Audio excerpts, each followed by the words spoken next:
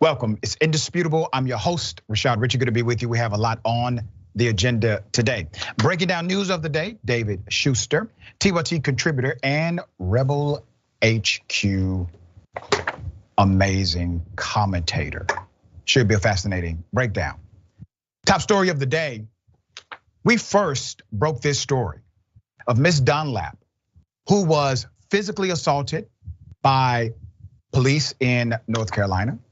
And this physical assault led to nothing, meaning they did not charge her with anything. As a matter of fact, a supervisor said, let her go. Now she has filed a lawsuit. Here's the update. Now, remember the incident. Here it is.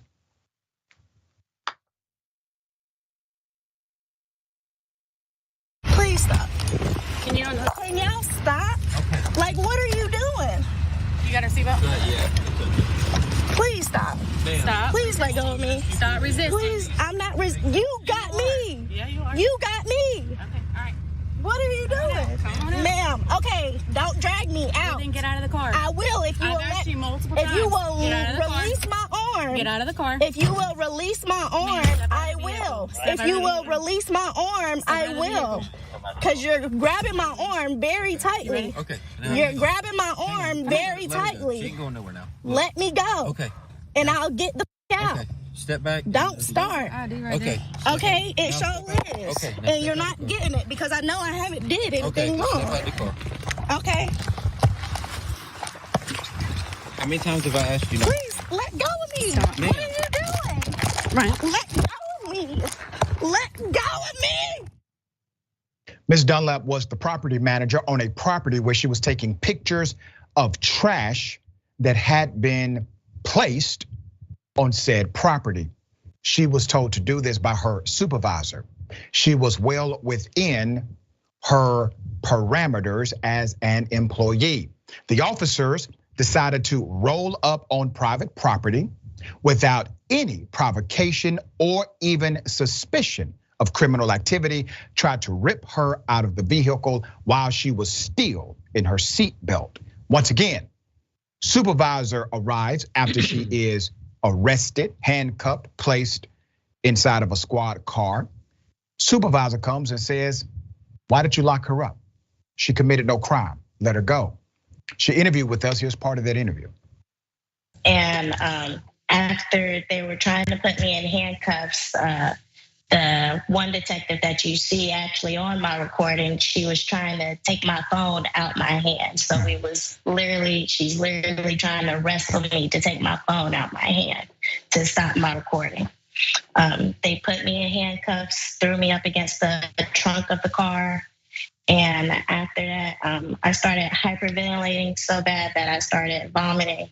After that, that's when their sergeant arrived and asked if I needed medical attention, which I declined. All right, let's put up the picture of Miss Dunlap and one of the cops who assaulted her.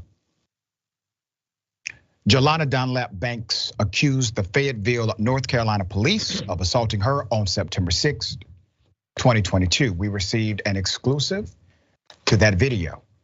A North Carolina woman is now suing. She's now suing its police department and the officers for false imprisonment and negligence for an incident she said left her traumatized and bruised. Jelana Dunlap Banks also accused Fayetteville police officer Ryan Haddock and detective Amanda Bell of assault and battery. Video of the encounter shows Bell forcefully gripping Dunlap Banks' wrist in an effort to pull the woman from the vehicle. Here's a quote from Ms. Dunlap Banks. I really just want to speak up for people who can't speak up for themselves, she said at a press conference on Tuesday, October 25th. I just want to make it clear that you have to speak up for yourself. You have to demand respect, whether they wear a badge or whether they're just in regular clothes. And if you're wearing that badge, if you're wearing a uniform, then you're supposed to protect us, not harm innocent people. I completely concur with this young lady and the sentiment expressed. On September 6th, Ms. Dunlap Banks was in an empty private lot taking photos of the grounds for a property management company where she works. She paid for garbage pickup on the property and was taking pictures to show her boss. Fayetteville Police Chief Gina Hawkins, who is also named in the federal lawsuit, said the officers were pursuing a fugitive in the area and wanted to check to see if Dunlap Banks was involved. That is their cover story. She was released after the officers identified and cleared her.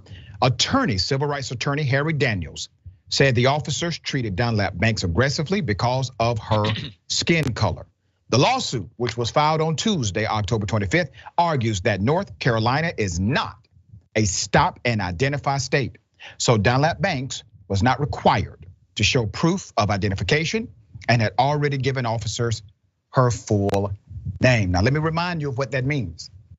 There are places, there are states that are stop and identify states by statute, which means there's a state law that allows the police, without provocation, without suspicion, and without cause, they can literally approach you and say, identify yourself.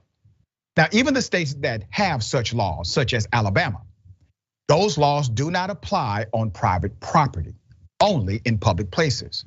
North Carolina has no law at all that allows the police to do what they did to this young lady.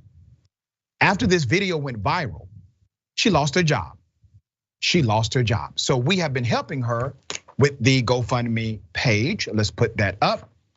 Just a goal of, I think, 5,000. If you would like to contribute to help this young lady who stood up for her rights, who did absolutely nothing wrong and was adversely impacted because of the actions of rogue cops, you can make a contribution today.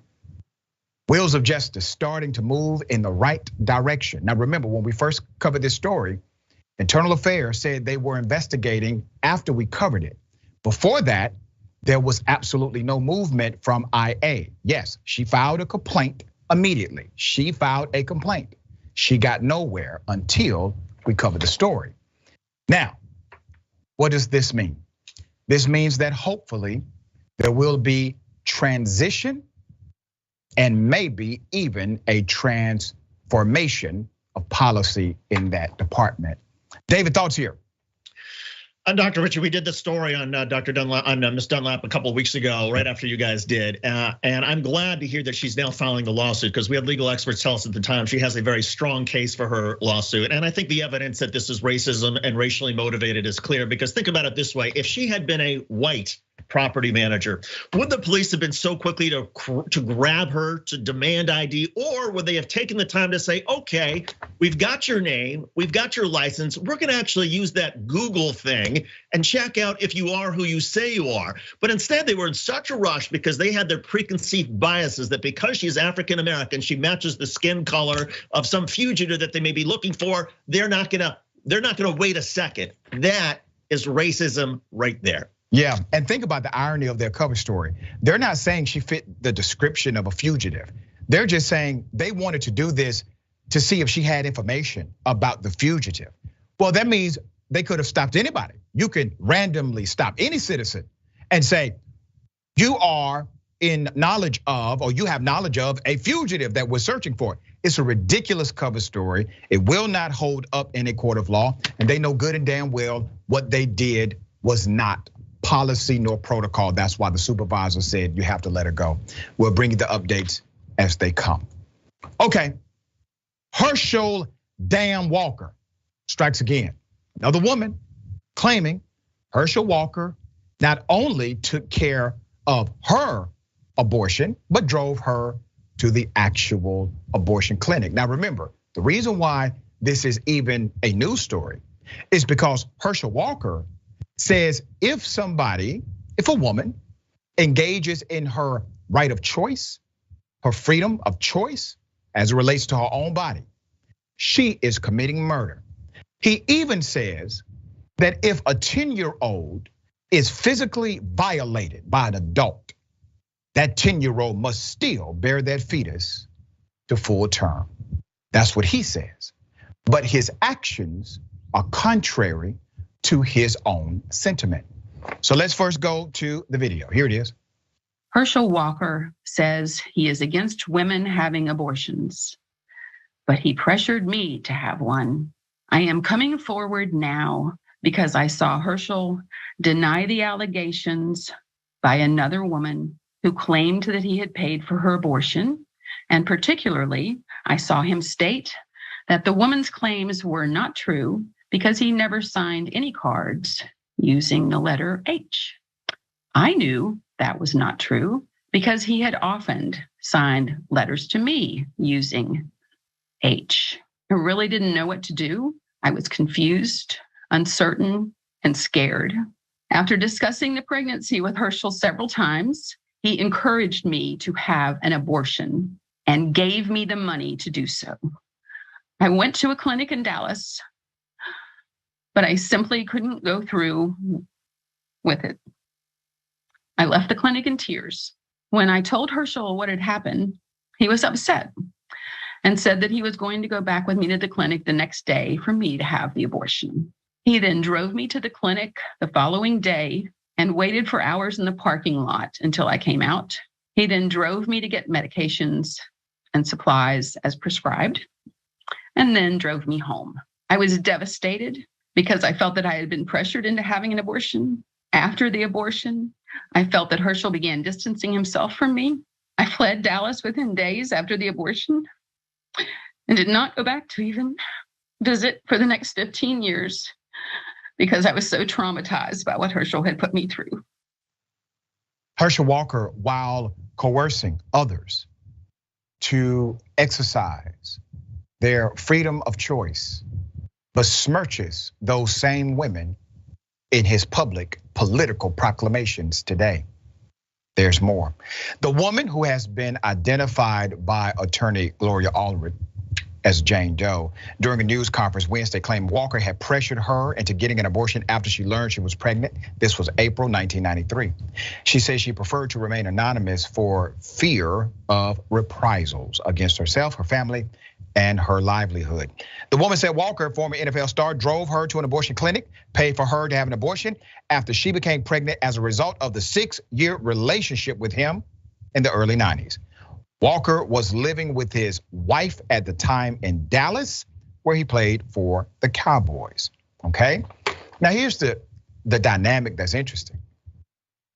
He's not going to tell the truth about any of his historical conduct. It's not going to happen because according to his own philosophy, he engaged in murder. That's according to him, all right?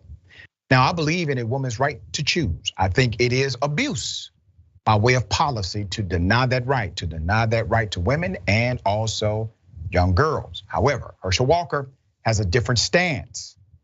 And those who support him in the GOP, are they concerned about these issues? Of course not. All right, let's go to the next video. Here it is. This is a photo of Herschel Walker in our client's hotel room on the bed.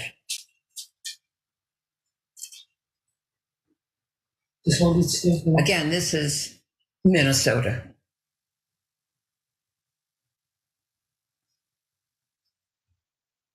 Yesterday, Walker was joined by Senator Lindsey Graham, and here's what happened. Well, I'm gonna just say right now, guys, I'm done with this foolishness. I've already told people this is a lie, and I'm not gonna entertain to continue to carry a lie alone.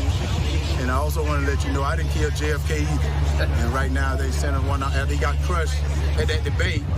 Now the Democrats are doing say whatever they can to win this fight, to win this seat. But I want them to know they don't know Herschel Walker.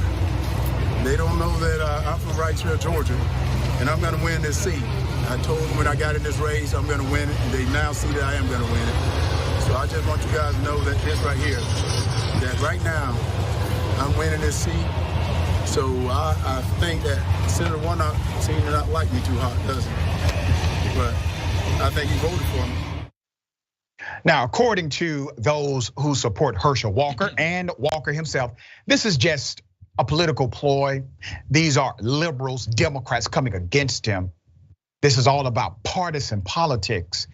But ironically, the woman making allegation against him now is actually a member of the GOP. Here it is. I am a registered independent,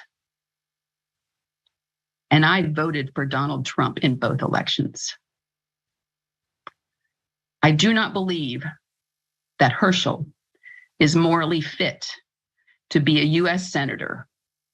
And that is the reason why I am speaking up and providing proof. Let me give you a brief recap of the previous allegation and remind you that leaked emails from his own campaign staff says that he is unfit. He has no capacity to become a US senator. That comes from his own team. All right, the first allegation, if you remember, from the mother of one of Walker's children involved a receipt from an abortion clinic and a check signed by Walker. Walker has told NBC News that he gave a $700 check to a former partner in 2009, but he denied allegations that the money was used to pay for an abortion. Meanwhile, former President Donald Trump claimed, all right, this is in another update from Trump. Trump is claiming that election fraud took place and that people voted 28 times against him.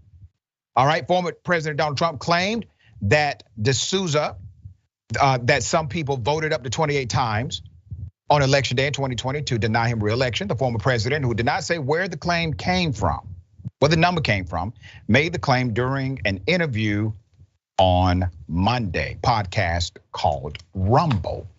Fascinating. Let me tell you why these things connect. Do you really believe that individuals like maybe Lindsey Graham believes Trump is telling the truth? Do you think he believes Walker is telling the truth? Do you think members of the Republican Party are actually believing the lies of these men? No, they don't. They don't care about the truth. It is not a concern. They care about the spin, the narrative. They care about those who may believe it, those who will accept it, or those who will simply wink, nod, and let it pass. All of the lies are connected to one common element: power. Their true ideology, their true political party, and their true values has nothing to do with your values. It has to do with power. That is the common theme with all of these lies: power. All right, David, thoughts here. You took my words right out of my mouth. It's not about truth. It's not about principles. It's about power, getting power, maintaining power. And the fact of the matter is, if Republicans were up against a Democrat, and the Democrat had several children out of wedlock, and there were claims that the Democrat had pressured women into abortions, can you imagine the uproar from the Right to Life crowd and how angry they would be? They would have the pitchforks. They would say, this person is unfit to be a human being. But because this is Herschel Walker, because it's a Republican, oh, well, these are just lies. We can just sort of let it pass. And it doesn't really matter what happened then. It only matters how he feels now. Well, that's total hypocrisy. But that is what the Republican Party stands for these days. Very well said. All right. There's a young black male tased while naked. The family wants answers. Let's put up the picture full mass here. This was in Spartanburg, South Carolina. The family of a man who died in police custody earlier this month. They are now demanding answers.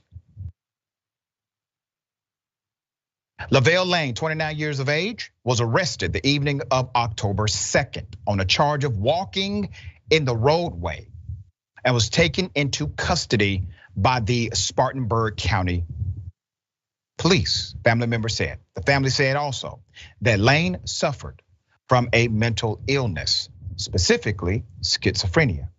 He died at the same facility the next day. Lane's father, Andy Reese, gave some more background.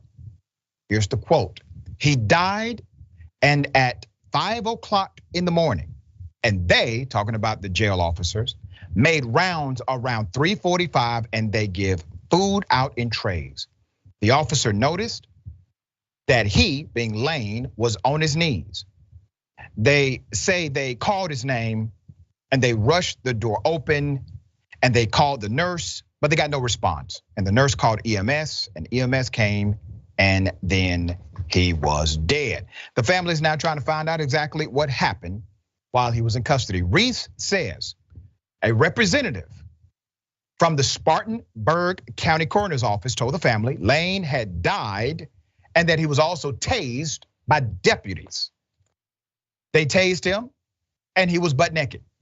Reese said of what happened to his son while in deputy's custody. While body cam video and security footage exist, so far, the sheriff's office, they have decided not to release any of it to the public. The sheriff's office denies the situation. Atlanta Black Star requested more information regarding Lay's son's death. And the Spartanburg County Sheriff's Office denied their request, claiming since our office, the South Carolina Law Enforcement Division, and the coroner's office still have active investigations. So they're hiding behind the investigative protocol. However, this department, this agency has released video before with an investigation not being concluded. Let's put up the pictures of those in charge. We have the sheriff. His name is Chuck Wright, and the detention service division commander. This is Major Chris Lasso. They are in charge. Buck stops with them. Once again, an individual who goes to jail when they should have gone to a hospital. So one, you have a microcosm, which is the actual incident, and it speaks to the biases inside of that department. And then you have the macrocosm, the general approach as it relates to healthcare, mental health in the United States of America. No way this man should have gone to a jail at all. Never should have had that trip happen in the first place. There's a mental health issue. But instead of dealing with it as such, they decided to treat him as a criminal, and he was not. Now he's dead, and there are no answers for this family. We will continue to keep you updated as this develops. David, thoughts? He was walking in the roadway, pedestrian walking in the roadway, and instead, I'm sure what happened is the police felt disrespected. They probably said, get out of the roadway. And maybe he said something, and then the police, because they're disrespected, they grab him. And then there's a scuffle, then it's resisting arrest, and off to jail he goes. Whereas what police should be doing, hey, mister, you're in the roadway. Is there anything we can do to help you? Find out if there's a problem here. If it seems like he's got some mental health issues, then you help him. The police are supposed to protect and serve. You serve by helping people, not by getting angry and throwing them into jail and then tasing them when they resist and ignoring the fact that these people may have some mental health issues. The police are the problem, not the people with schizophrenia. Very well said. We have more on the other side. It's indisputable. Stick and stay.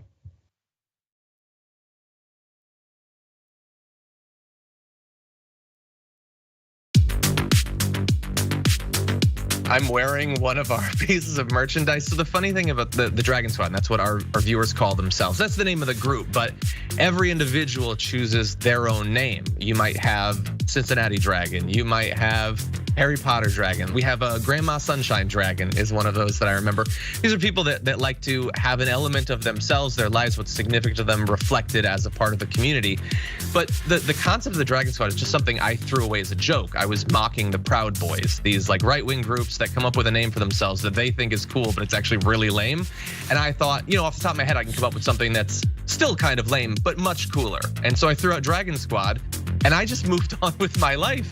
But everybody liked it, and so they kept it going, and so we've embraced it. And I think again, this was during the period of the pandemic. I think it was sort of nice to have a renewed sense of community, a feeling that you're a part of something when everything seems so chaotic. And as a result of that, we've got independent artists online streaming, making beautiful digital art of dragons. We've got, we've released a number of pieces of merchandise that people love sending us photos of them. And then by the way, for me personally, people send me, like you can probably see in the background, like a knitted dragon someone sent me. There's a dragon book they sent me, dragon board games they send me. People have done like custom ironworks, making dragon bottle openers. Like the fans are super invested in diamond art and things like that. And so it's great that they send this stuff. Sometime we're gonna have to set up a wall of all of it. But yeah, it's definitely brought the community a lot closer together. The fact that we were no longer in this big studio, I felt a lot more personally attached to people. It felt very immediate. And I know that I personally needed the connection. Did you know that more than 20% of the world's oxygen comes from the Amazon? Why? Because of trees. I know what you're thinking. Of course! So what do we want to do? We want to plant more trees so we can save the climate. It's quite literal. So that's what leads to our new partner, Plant Your Change. Love it. It's so easy. What they do is you take the credit or debit cards you already have and you plug it into the system.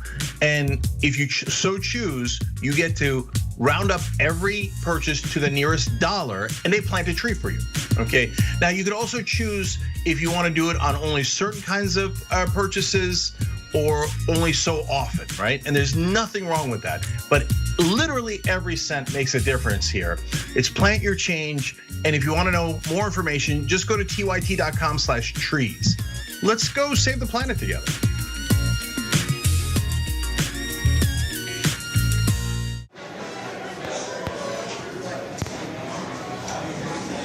Now, top.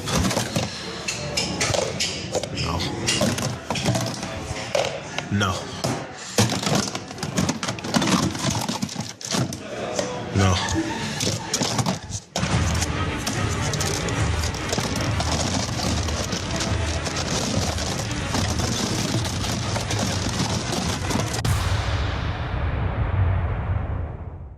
Today, a terrible day for the internet, a terrible day for America. The internet as we know it is not going to exist anymore. A real dark day for information and yet another way that they're bleeding out the democracy. We're now going to have these gatekeepers of information deciding what we can and can't see, and that's what scares me the most. Whether you're conservative or progressive or anywhere in the middle, this is the one thing we should all agree to. Protect the internet, because the establishment is coming for it. Don't let them destroy the internet.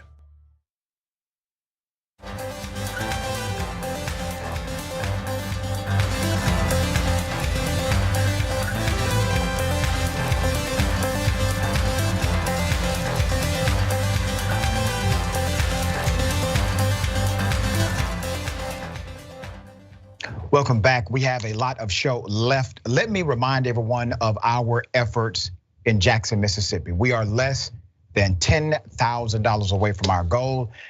We are helping those who have been adversely impacted by bad policy and bad governance in Jackson, Mississippi. We want to make sure they have clean water and they have testing kits for the water ongoing. We have a goal of 28,000. We have 19,357 already raised because of you. You can make a donation today, tyt.com/relief. I thank you in advance for helping our brothers and sisters in Jackson. Mickey C, the Silverhaired Dragon, says, just add to the list of crimes working while black. The list gets longer and longer by the day. Yep, that's all she was doing, was at work. Thank you for this. Mina, the Singing Dragon. I remember there was an assault on a white female on campus and the description was a black male. My friend close to that description refused to leave his dorm that day. That's the day I recognized my privilege. There you go. Yep. The Bard, thank you so much. Ironically, Planned Parenthood should name a clinic after Walker. Does his sperm have warp drive or something? Interesting. Thank you, Mina, for joining Indisputable. We welcome you here. All right. And Ratkin 4, jails treat the people in custody as guilty even though they haven't had a trial yet. Very true. Got something for you. Ladies and gentlemen, I wish you Karen would. You want to call the police on them for having a barbecue on a Sunday. I feel free. Back off. I'm going to tell them there's an African-American man threatening my life.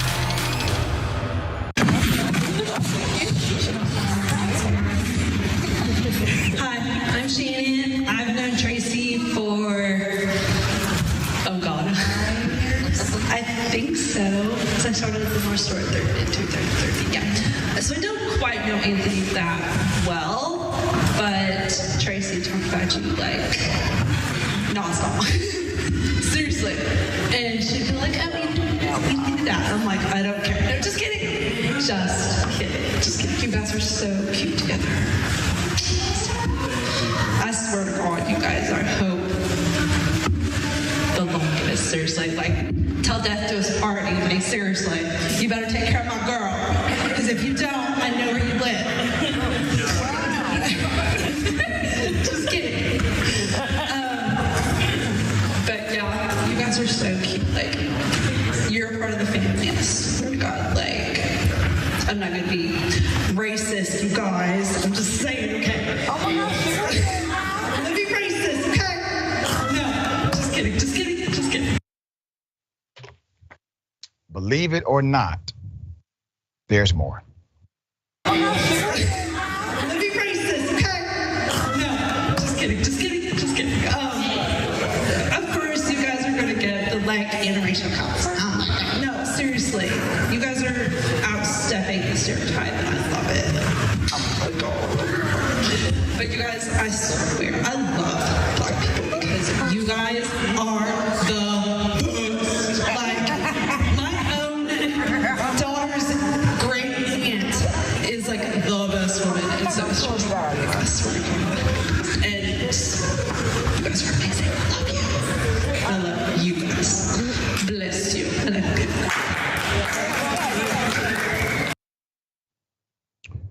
Let's put up this graphic. I'm going to bring your attention to something quite interesting, okay? You see the young Black child there? You see the look on her face? She's literally trying to figure out, y'all see this? All right, yeah, a lot of tropes, a lot of uncomfortable speech giving by this particular Karen. I don't know whose friend she actually was, for real.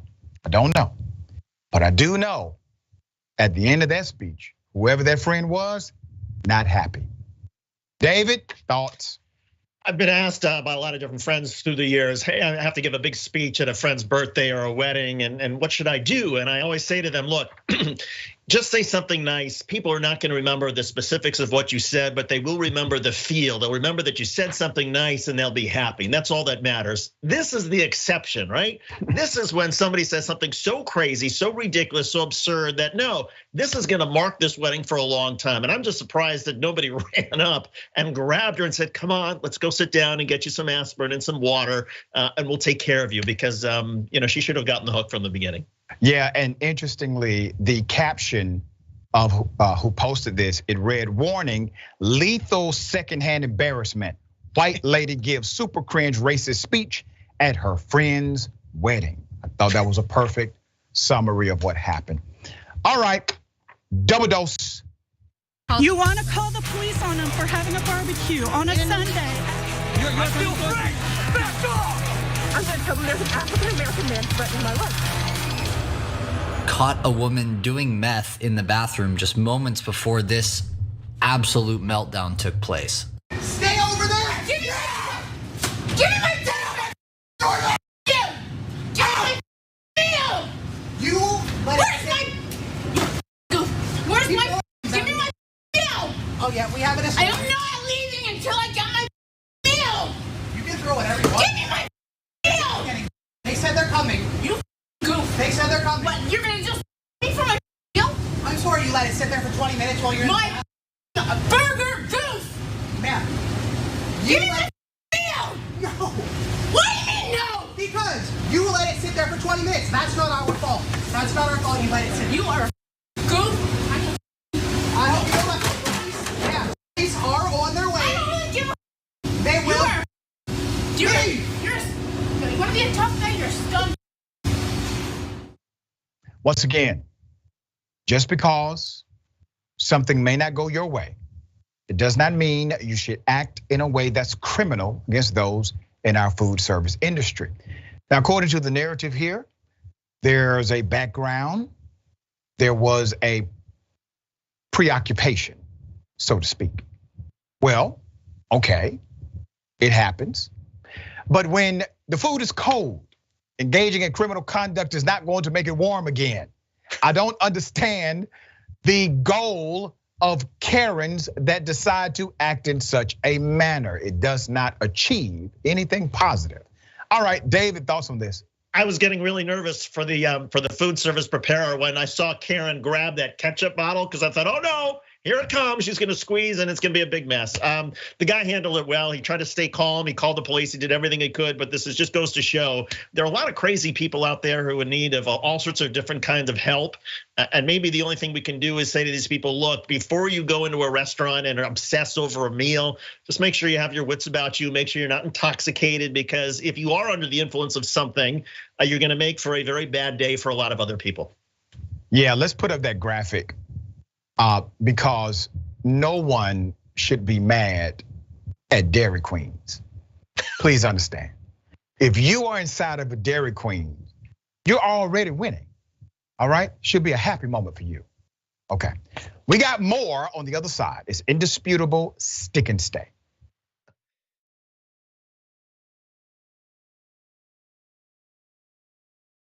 We're very honest that we're progressives. We call the Young Turks homo-progressives, and we support progressive candidates. There has been this reemergence of political activism, especially among young people. This weekend was the second Women's March, both across the US and across the world. So these people are not simply marching, they're not simply talking, but they're also running for office. And when they do run, they're gonna make a difference. Joe Crowley is congressman from New York. He's very powerful. Why? He raised a lot of money. But there's someone finally challenging him. We need to have representation that advocates as fiercely for working class people as possible from this seat. If candidates like Alexandria Ocasio-Cortez even get a little bit of media attention outside of what the Young Turks does, they have an excellent chance of winning. She's gonna win, she's gonna win. 68% reporting. The majority of Americans want Medicare for all. So I don't care what you and your corporate cronies want. What I care about is what the American people want. We believe in total change. Everything runs on donor money. And that is what we will fight, and that is exactly why they don't like us. We're having fun, it's election night! Alexandria Ocasio-Cortez has defeated Joe Crowley. Here we go again! Ladies and gentlemen, we got him. Down goes Crowley! Down goes Crowley! Down goes Manafort! Down goes Cohen! Women came out in record numbers in the primaries. They said, you'll be lucky to get one candidate. We now have 12 that have won their primaries. Bezos and Amazon announcing that they are going to go to a 15-hour minimum wage. We're making progress. Let's keep going. Many of these women made history. The biggest victories, all women of color. Rashida Tlaib and Ilhan Omar, Sharice Davids and Deb Haaland. And I want to go to Congress because I want to change those things. I'm calling it. Jamal Bowman has won. Down goes Engel. Down goes Engel. For a long time, we have not had progressives in power. It's going to be something to behold. Welcome to Happy Hour, everybody. After a week of soul-crushing news, we break out the good stuff. Good news, good videos, good people, and of course, drink good alcohol. That's the worst thing I've ever had. This is the best show. Full disclosure, we did do a shot right before the show began. It says, let's flamingo. Flamingo. The reason you had trouble with that word is it's not a word. Okay. This is the one of everything. I've got a rash. Could I just put it on that to see if it'll take it off? What did you used to think this was? Bull. Drink it. Swallow it. No. Spit it. Oh, that's needed after a day like this. Cheers to Brett Ehrlich. Climax. Uranus smells like farts. Because of course it does. This is the worst sketch ever of a perp. But guess what, ladies and gentlemen? They found the guy. This is Sophie's super happy dog story of the week. This dog is so precious and deserves the world. I'm just not drinking that beer. Here's my dog. This is Onyx. Yeah, I would just say that he's exotic because he's not your traditional dog.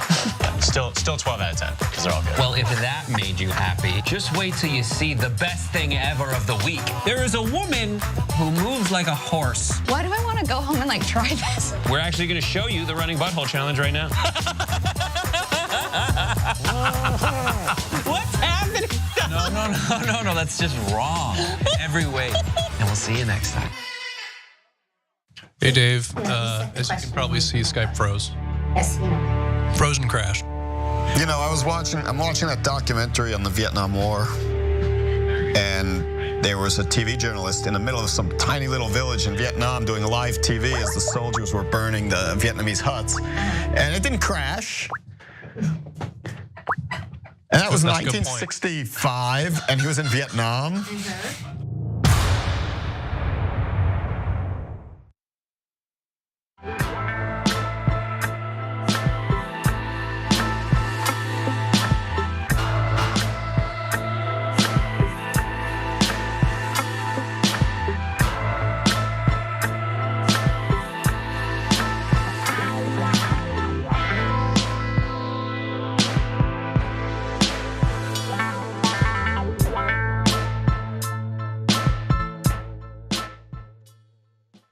Welcome back. We have a lot of show left. Don't forget, right after Indisputable is Nina Turner. Unbossed with Nina Turner, 4 p.m. Eastern time, 1 p.m. Pacific time.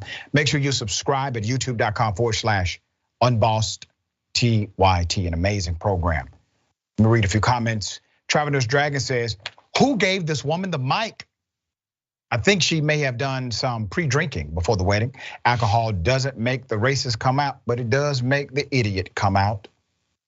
Lynn says, people usually aren't hungry when doing meth. Thirsty, perhaps. All right, Captain ACAB, thank you for that. That Karen wasn't even a good friend to herself based on her consumption. All right. And let's go to Nerdopithecus. I'm shocked she didn't stop to ask if she could touch somebody's hair. Shocked too, actually. She probably did. All right. Racism inside of a school system.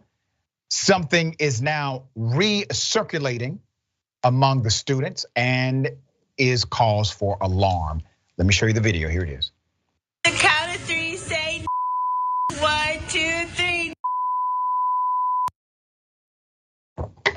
Put up the picture full mask. We have decided to blur out the faces of those minors. This actually happened a few years ago in Torrance, California, but the video has now resurfaced. It shows 7 giggling teenagers shouting the N-word, and it is causing bullying inside of a school. South High School junior Jayla Lewis said to CBS LA, it really hurt me first seeing that it was an African-American leading them on to say it, which makes everybody think that it's okay. And this is an issue that we have come across a few times now, where they will find one black student to somewhat co-sign on racist, immature behavior and feel empowered as a white student body to engage in this kind of racist language publicly, okay? Lewis said a black classmate received the video along with hateful messages saying, you don't fit in with the rest of us and go back to Africa, as well as other things as you can see. This display of racism reminded Lewis of an incident from the 8th grade. She said, and I quote, I experienced 2 boys telling me to go back to Africa and pick cotton with my ancestors, said Lewis. Lewis said the boys were not reprimanded and are doubtful the girls in the video will be either. Many of them are now seniors at South High with leadership positions in the associated student body and sports, according to Lewis, okay? Let's put up a picture of the school. Less than 3% of the student body at South High identifies black. Many say now they don't feel safe going to the school. There's barely an African-American staff member, according to the young Miss Lewis. She said, it's not really anybody I can go to for personal, cultural problems. See, that's it. This is the reason we advocate for diversity inside of school systems and other places, because that matters. The fact that she doesn't have anyone she can talk to who has some level of cultural understanding of the experience will always alienate her from actual appropriate response from members of that faculty. There's more. The Torrance Unified School District put out a statement regarding the incident. It says, and I quote, I can assure our schools, our community, that if ever students have conflicts with one another while at school or a school event, we will work with them and their families to offer the support and supervision necessary to help them address their conflict respectfully and productively. You know what's fascinating? They didn't say we don't tolerate racism here. They did not say that has no place in our school system. They did not say this is a form of bullying and we do not allow bullying here. No, they said we're gonna, figure out how to talk to everybody and bring the parents in. And Let's put up the principal. Okay. Jim Evans, and also the superintendent, Dr. Tim Stowe. Buck stops with them. All right, David, thoughts on this? School leadership is clearly failing on their most important thing to pass along to the students and to the staff, and that is respect. You respect yourself, you respect the fellow students and staff, you respect your community, you respect the environment. If the students had that on the front end, I guarantee there might have been at least one or two students in that group of girls who would have said, you know what, this is not about respect. We're doing something we should not be doing. Let's treat ourselves better than get involved in something that's ridiculous. But instead, I think there's a tone that is set by people at the school. There's a permissiveness for hatred, for bigotry that exists, even if it's subtly, but it doesn't come out so subtly with particularly teenage girls and boys. And I think that's what we saw here. Yeah, I agree. All right, this is one of the most ironic stories I've ever reported on. Imagine an attorney is defending a gentleman's club, a strip club, defending a strip club because a patron died at the strip club. And while he's preparing for trial to defend the gentleman's club because a patron died, he dies at the same gentleman's club that he's going to trial to defend. Put up the picture. Wow.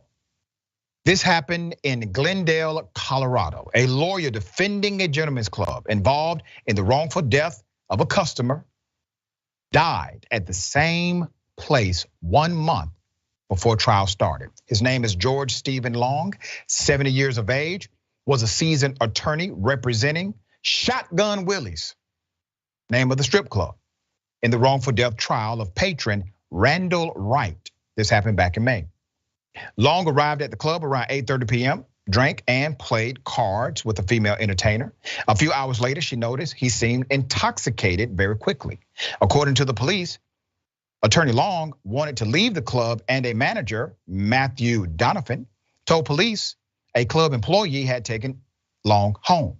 Donovan did not respond to a text message from CBS News Colorado, but the employee said Long was, and I quote, acting crazy and quote, not making sense. So he returned to the club where George stayed in his car and was monitored every 5 to 10 minutes, all right? Here's a photo of Shotgun Willie's hospitality specialist, Mr. Donovan, who was checking on Attorney Long. Donovan told police that during one of the checks on Long, they noticed he was unconscious and not breathing and called 911 at approximately 11:34 p.m. An officer reported that when he arrived in the parking lot, Long was not breathing or moving. Police said they attempted CPR on the attorney. Paramedics transported Long to a hospital. He was pronounced dead half hour later. Here's some background on the wrongful death lawsuit that he was defending. Let's put it up. 48-year-old Randall Wright, married, father of 2, visited Shotgun Willie's May 2nd with several friends when he got into an argument with another customer, okay? Screenshot of the video camera shows Randall allegedly swinging the first punch before a bartender can be seen jumping on Wright and taking him down. The autopsy says Wright died of mechanical restraint asphyxia, history of possible restraint and possible chokehold. The coroner also noted Wright suffered 6 broken ribs and suffered from heart disease, all right? Let's put up Donald Sisson, all right? Attorney for the Wright family says the bartender stayed on top of Wright for at least a minute and a half and says broken ribs were caused by the employee being on top of Mr. Wright. Meanwhile, since Long's ironic death at the same club he was defending, it's unclear if Shotgun Willie's has retained new counsel for trial that is set for November. Long's close friend and law partner, Mark Luckhart, told CBS News Colorado it was very ironic that Long died after a night at the same club. According to the obituary, Steve's father, Colonel George Gilmore Long, passed away 2 days after his son. Steve was deeply loved, will be deeply missed, but never forgotten. This is such an ironic narrative. but all true. All right, David, thoughts here. It's just weird. I mean, first of all, they're gonna have a hard time getting another lawyer to represent Chuck and Willie. So they're not gonna have any problem though keeping away the funeral directors, given the track record of this gentleman's club. And it's just sad. I mean, clearly maybe the attorney, maybe he died because of older age and something happened and the younger guy got into a fight. But the fact that people are dying in and around the premises is kind of spooky, and I don't think it's gonna help their business. Yeah, we shall see. If they can retain counsel, the trial is still set for November. We got more on the other side. It's indisputable. Stick and stay.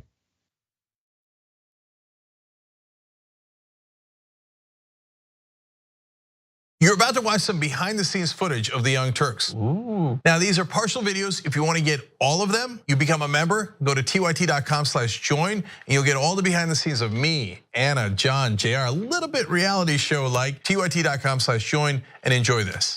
You know what you're seeing behind me? Jersey, hold. Watch me flip this camera. However I flip it. Do I flip it like this? No, I just took a picture. I'm bitsing right now. What? Behind the scenes. Oh, okay. For members? I don't have my face on. She doesn't have her face on, folks. Oh, that's JR's ass right there. You can't take 5 minutes off, can you? No, I can't, Johnny Pie. I said it was live stream, but I was lying. It's not a live stream. It's just for members. Bitsy, this is my cat. You know what his name is? Kiki Cat. Animals are innocent. Control room and the insanity is obviously there. Right now, as you can see, I'm directing or tech directing. I'm so happy to be here. This is what like a Labor Day beard looks like for Cenk. Man, you're a Young Turks viewer if you recognize me like this. Oh, thank you. You are the one person in my life I would love to meet. What's going on, guys? This is a Bitsy or a BTS or behind the scenes with Hassan Piker, aka Woke Bay. Oh, hi, I didn't see you there. I have finished my show, The Damage Report, and now I get into a really awkward time of the day. When I'm sitting, the control room is right there. So I can see Bart. This is the Pittsburgh office, by the way. Referred to often as the boiler room. You see how it's ripped? Is it super unprofessional to wear that at a business meeting? Or am I like cool, rebel? I just finished doing the power panel and I'm fired up. What do you do for TYT? Not a whole lot. If you're frantically tweeting at us that something's broken, thank you, because I'm fixing it. And thank you for being a TYT member. Super last thing, because there's always got to be a super last thing. Oh, that was disastrous. This has been behind the scenes, behind the scenes. Welcome to Indisputable. I'm your host, Dr. Rashad Richard. We got a lot happening today. But what do we do on this show? We tell the truth. You know why we tell the truth? Because the truth is simply indisputable. Rashad, great to be here. Congratulations on the new show. And I gotta let everybody know that Rashad and I go way back. Here's the pattern that we see in all of these Karen stories. They think they own stuff they do not own. Now, where does that come from? I don't know, maybe slavery. Maybe they think they should still own black people. This is what happens when Karens weaponize the police. When you're used to privilege, equality seems like oppression. It hits you in a certain way when someone is holding you against your will, treating you like you're a criminal and you're an innocent person. This is something that black people face no matter where they are. A stronger black economy lends itself to a stronger, greater economy. Don't think it's exclusive of you, it's inclusive of you. What's your beef with critical race theory? It adds more fuel to the fire of the racist tendencies that we already have. We have a generation of problem solvers that can remedy the problem if they are properly taught what the problem is. You know who created redlining in this country? It was a white liberal. I don't give a damn who created it. If it's a racist policy, Shelley, here's what I don't know. I don't know. See, there you go filibustering, brother. You're scared of this truth, but you're gonna get it, though.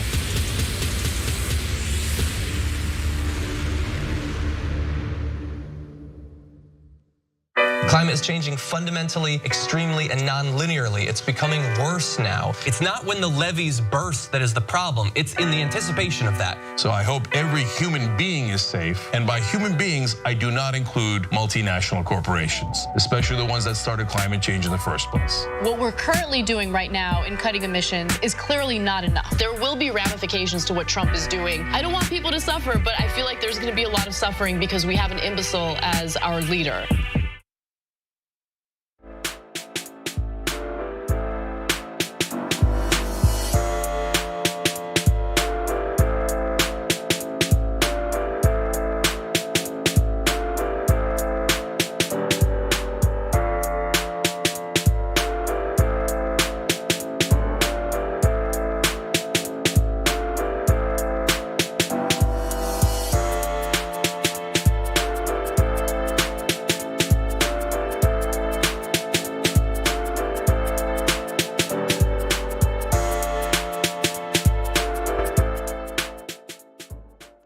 have a lot of show left. Let me read some of these comments, and don't forget, add the watch list to your watch list. The big homie Jared Jackson, 12 p.m. Eastern time, 9 a.m. Pacific time.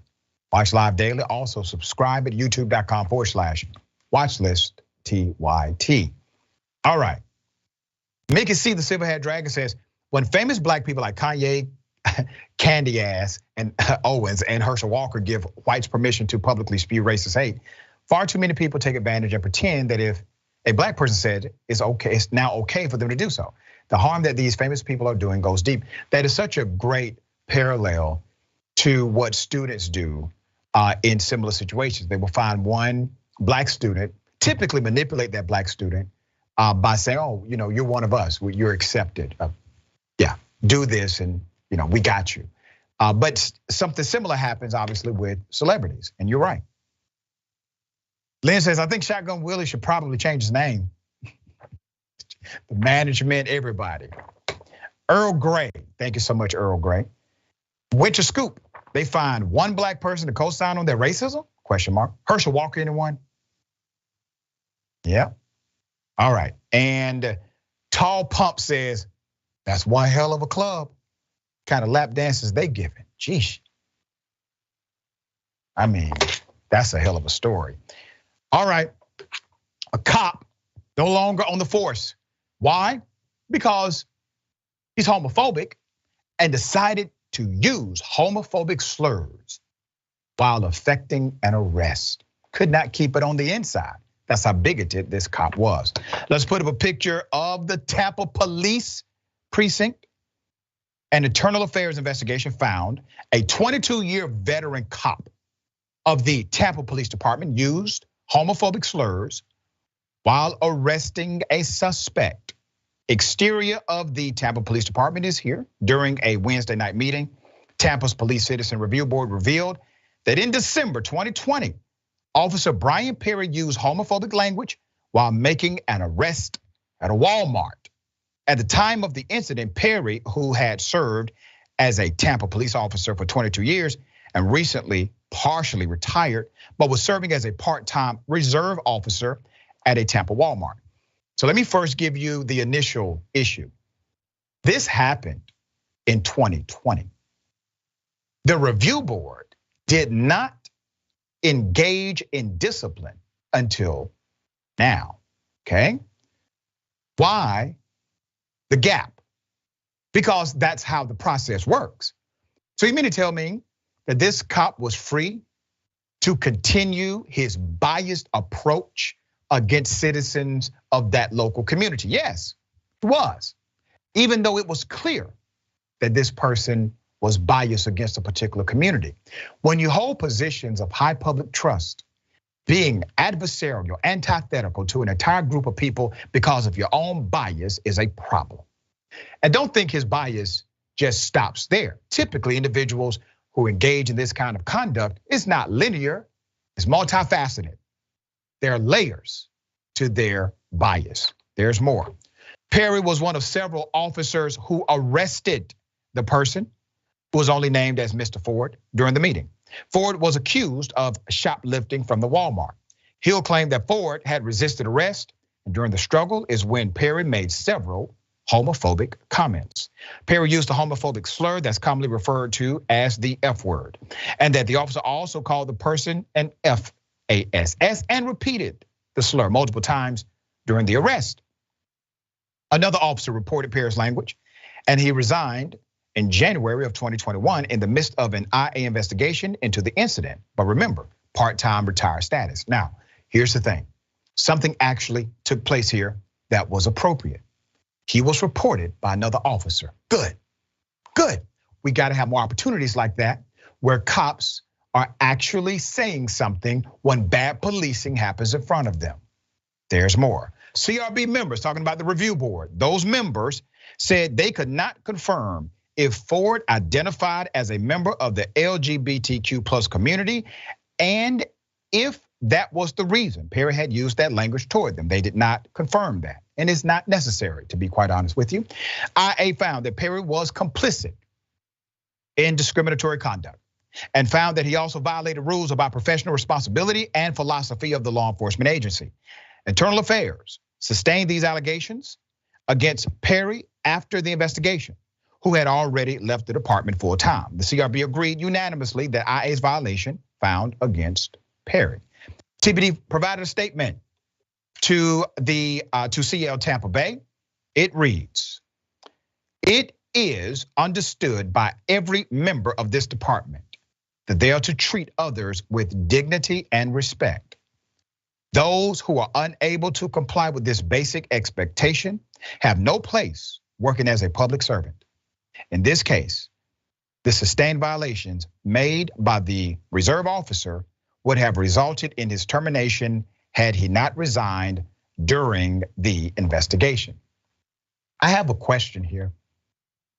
Do you think this was his only time in his 20+ year history that he did something like this? Highly doubt it. So what changed? I think culture is starting to change. No, it's not perfect. No, it is not flawless. But if he would have made that kind of statement, let's say 5 years ago or 10 years ago, do you think another cop would have reported him? Probably not. But something has changed, even if it's slight, in the culture of policing, because remember, it was another cop who reported him. And because a cop reported him, it does bear more weight. Like it or hate it, it's a reality. When a cop reports a cop, it does bear significant weight inside of that investigative standard. There's more. Can the review board do anything after the fact? A big question mark. Let me describe, let me explain. The CRB has been criticized for years for not having the power to do anything other than review closed TBD internal affairs cases and ask questions about what happened, along with voting on whether they agree or disagree with the decision in the case. Everything they review is based solely on claims and evidence presented by TPD itself, specifically the Internal Affairs Department. So let me dissect some of this. Citizen review boards that do not have the power of subpoena are typically weak. They can substantiate things for the record. They can make recommendations, but it is not mandated. It is not conclusive to the end result. If you have a citizens review board in your local community, good.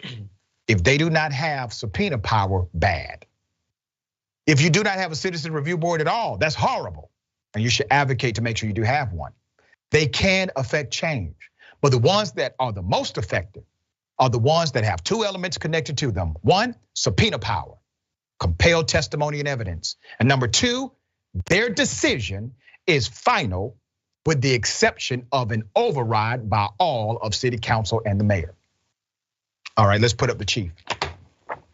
This is the person who was in charge during the time of the incident, okay? Brian Dugan is his name. David, thoughts here? I give credit to the department that they're actually taking the right step now, although I think you're right. I think they wouldn't have taken this step years ago, and progress sometimes happens very, very slowly. We've done a lot of videos on Rebel HQ about police interactions. We did one not that long ago, actually here in Connecticut, where a police officer was bothered by an auditor and said while his body camera was rolling, you know what? 20 years ago, I would have knocked out that guy's teeth. I would have killed him. He'd be dead. I would have done it myself. That was the attitude that police has. You smash and you kill people who disrespect you. Well, now they can't even do that on camera without getting suspended. And I think we are seeing progress made, even if it's slower than a lot of us would like. Yeah, we're gonna continue to follow some of the developments of police departments as it relates to how they deal with problematic cops. Because typically, when a cop gives you a warning, literally, you keeping them on staff after they have done something that violates your policy or protocol, you are actually now putting at risk not only the community, but also the taxpayer money. Because when they do something that violates the civil rights of another person, you gotta pay. That's how this works. All right, an update to a story we brought you a few weeks ago. Later right here, Pamela Moses, she was locked up for trying to vote. They dropped the charges, overturned this insane malicious prosecution.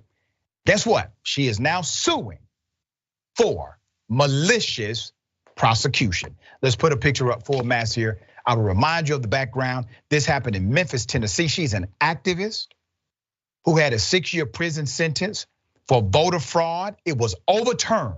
We reported on this when it happened. After our reporting, many advocated for her.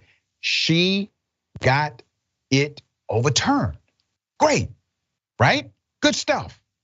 Now she's suing the state and the local county officials for damages that she claims came from the wrongful prosecution and incarceration.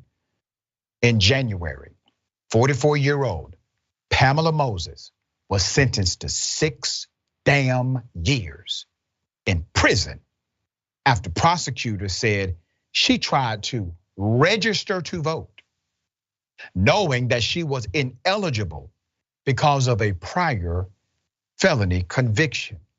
But she was told by the government that she could actually register to vote. Sounded like a setup from day one. She was convicted even though 2 government officials, including her probation officer, who conceded, admitted, proclaimed on the record, he made an error, signed off on a state form that affirmed her eligibility. Now, before I get into the update, I need to really bring home the disaster that took place and how this was a malicious prosecution, not a mistake, not negligence, but intentional and malicious. The statute in Tennessee that makes it illegal for a person who is convicted of a crime that takes them away from their right to vote, which is insane, but that's a different story. The statute says that it must be willful and intentional. In other words, the person has to form mens rea. They have to know that what they are doing is in fact a criminal violation.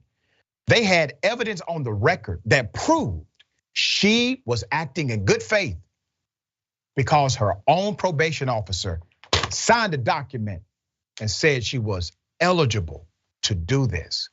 They decided to disregard that evidence, prosecute her anyway, and they tried to give this woman 6 years in prison because she was a thorn in their side. There's more. Moses' conviction was overturned by a judge in February after the Guardian published documents underscoring the probation department's error. Prosecutors did not turn over the document. An internal email from Tennessee's Department of Correction blaming the probation officer for the error to Moses' defense before her trial. Moses spent 82 days in jail before the conviction was overturned. The prosecution caused her mental anguish, emotional distress, stress, anxiety, embarrassment, humiliation, and it was demoralizing. Her lawyers wrote in the complaint filed in federal court last week. Put up the damn DA, heartless, malicious, and corrupt. This is former Shelby County District Attorney Amy Wirich unknowingly withheld information that would have exonerated Ms. Pamela Moses. Now you have crossed the line. You see, if they would have prosecuted the case with all evidence available and presented, this would not be a slam dunk for malicious prosecution.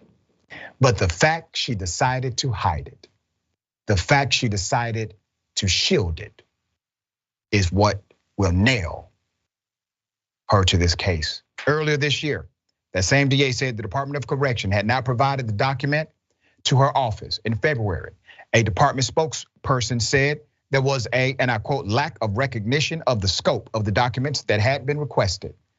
The DA, a Republican, lost her re-election bid last month to the new county DA, let's put him up, Steve Mulroy, a Democrat who brought up Moses' case frequently. Talked about it on the campaign trail. It was part of the platform. Tennessee voting laws in regards to people with felonies. Let me read it to you. Tennessee has some of the most restrictive voting laws in the United States when it comes to restoring the rights of people with felonies.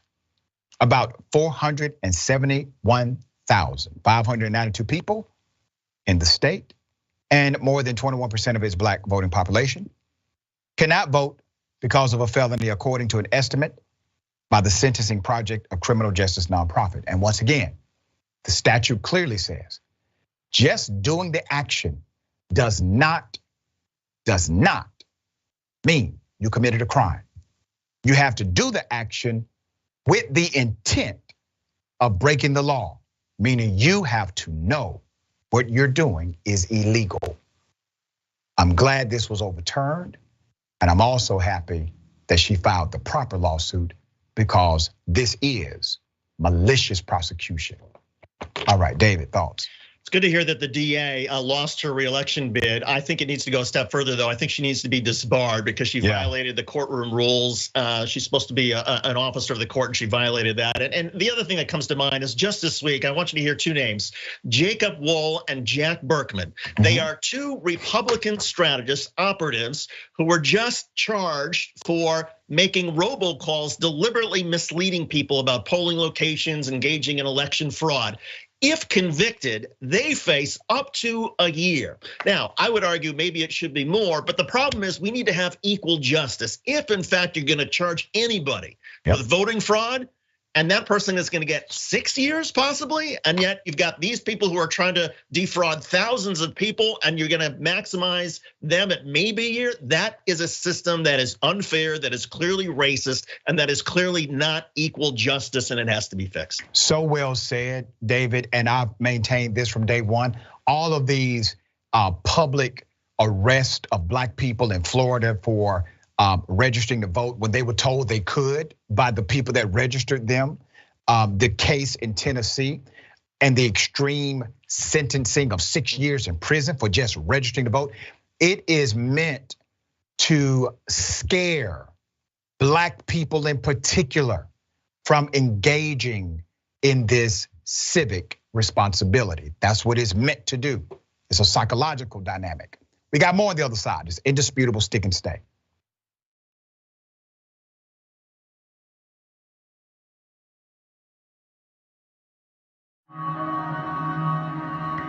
The concept of the Young Turks means the audience, they are the Young Turks. They are the go-getters. They are the ones making the emphatic change happen in their local community. The reality is that we've always, young and the not so young, we've always cared about news. But when you do not see the messengers of the news look like you, when they do not share your experiences, exposures, and environment, and there's a disconnect between you and the news. I lecture in mass communications. One thing I tell all of my students, there is no such thing as non-biased news. It never has been.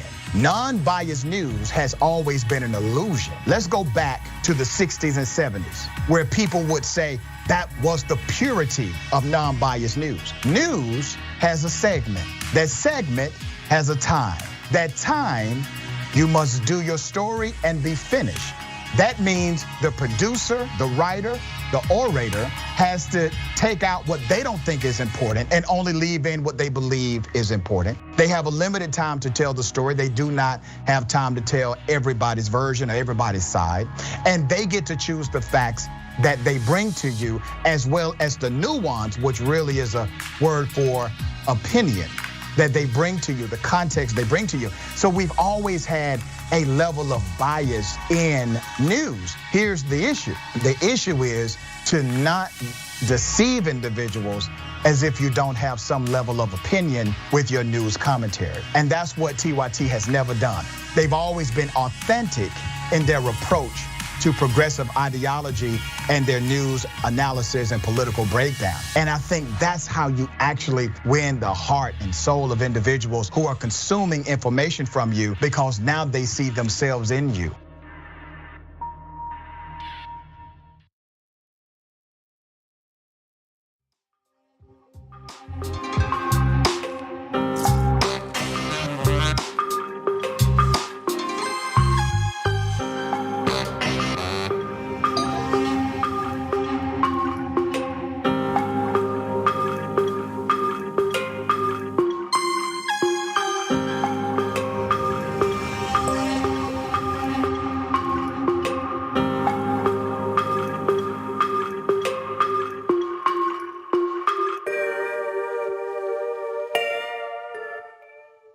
Welcome back. We have a lot of show left. Okay, let me read a few of these comments.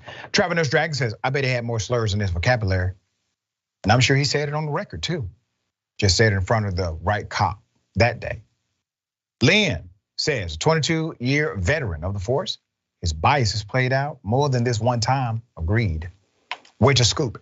So they are saying there aren't any body camera videos of the homophobic arrest? Got you. That's what they're saying, kind of. The Blue Magician, cops should hold cops accountable without fear of being isolated within the department.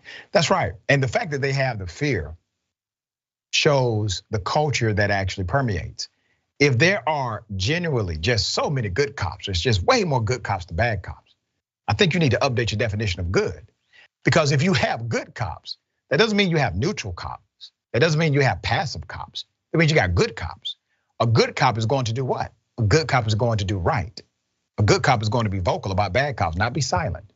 And if you consider yourself, because we have a lot of cops that watch this show, if you consider yourself to be a good cop and you say nothing when you see bad policing, you say nothing when you see a citizen being violated by another cop, you're not as good as you think you are. Not at all. Why does evil permeate?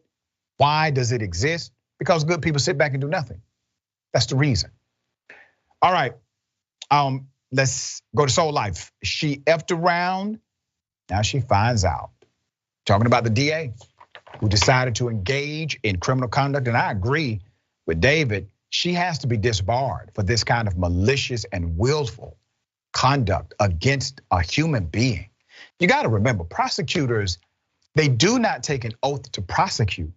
They don't swear to an oath to prosecute. They swear to an oath to uphold justice. That's what they swear to. That is their affirmation, that is their charge, to uphold justice. But we have allowed the culture of our DA system or state's attorney system to devolve into a system that says, we just care about convictions. We care about prosecutions.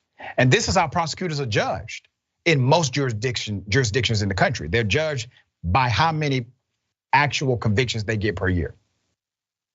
Mr. Pickle says, so shocked that DA was a Republican. Not really, right?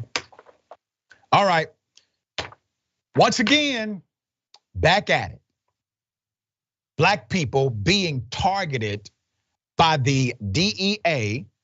Now you have a Black award-winning veteran film director racially profiled while at the Atlanta airport. Let's go to the video.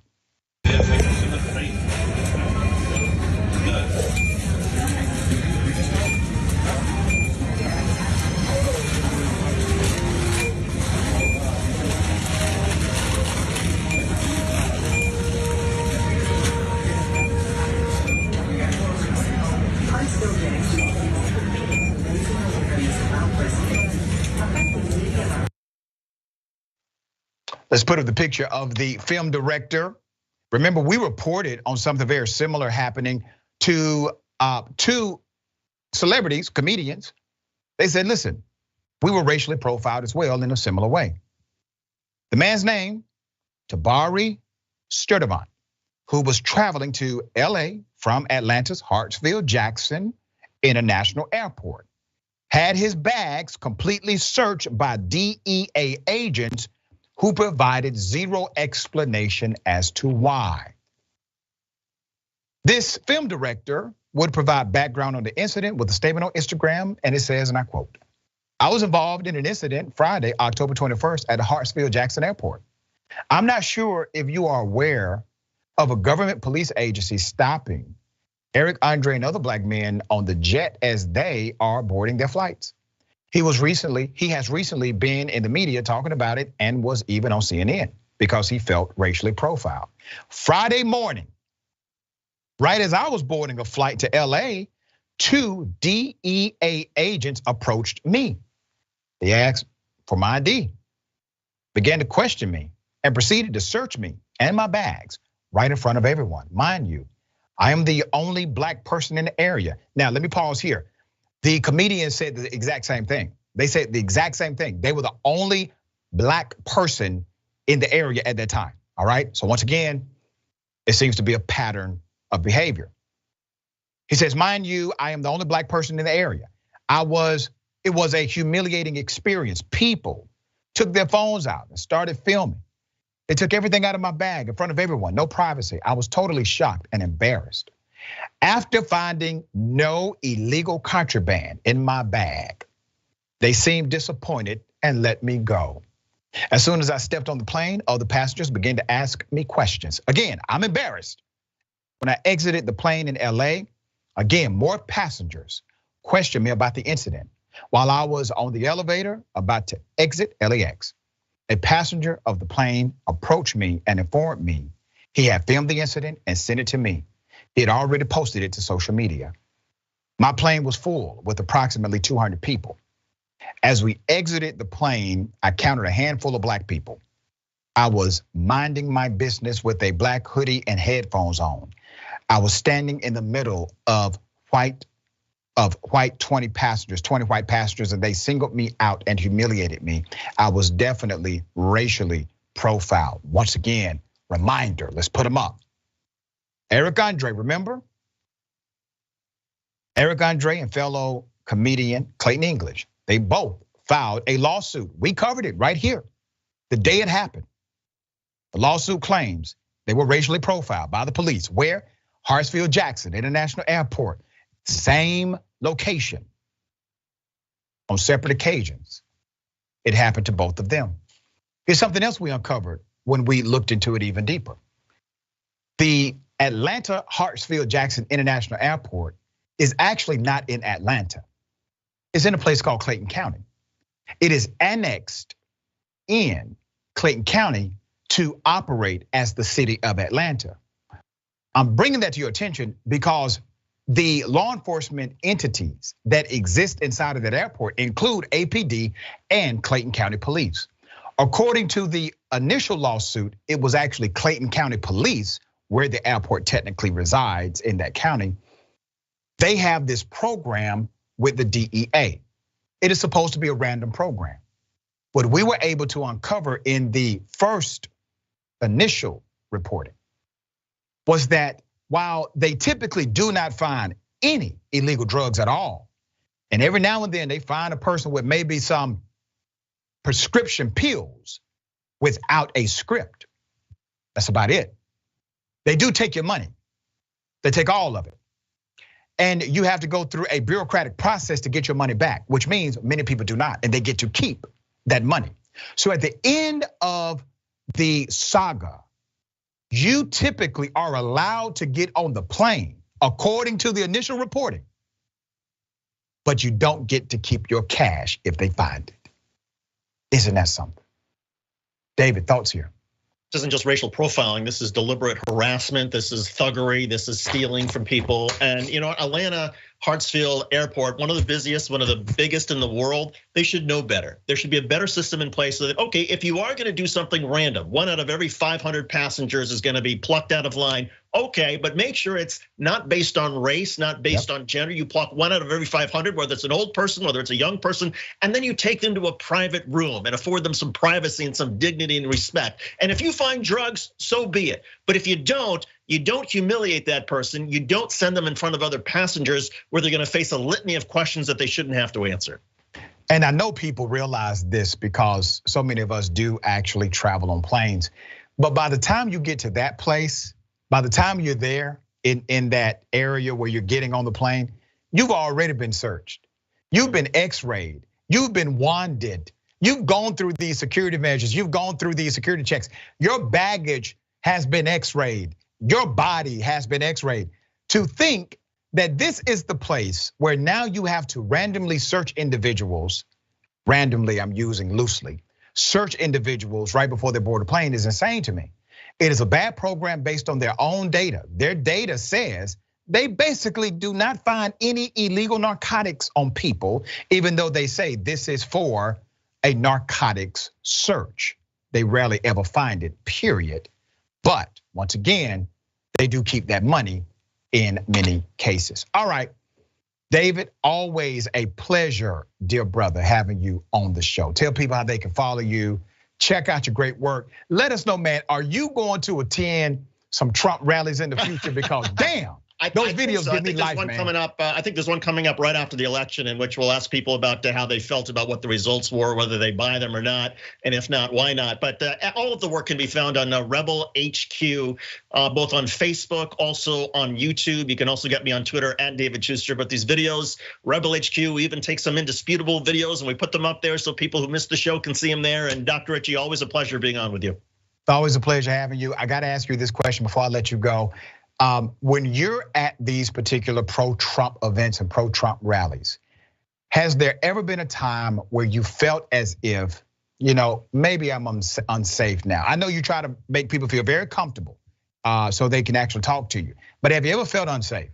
Yeah, there've been a couple times where people will shout out, "Hey, it's David Shuster," and people sort of get up. And then there was one time where a group of Proud Boys came up and they started blasting their stereo from their car so that we couldn't do the interviews. And to me, the message was pretty clear, like, we don't want you here. I haven't had anybody physically accost me. I've had people say, those questions you're asking, those are not fair questions. Who are you with? And there's that kind of attitude. For the most part, though, people are polite. But you know what? In every sort of crowd, I think particularly on the right these days where people are so revved up, there are some people who seem to want to get violent and are looking for an excuse, and we just try to smile and not give them one. I want to come with you one day, and I wish you Karen would. I want to come with you, dear brother. I want to come with you. I want to be with you and ask. You have an open invitation anytime. Thank you, my friend. Always a pleasure. Okay. All right. Don't forget, Unbossed. Nina Turner is next. Remember, take care of yourself, take care of each other, take care of the planet. Remember, the truth is always indisputable.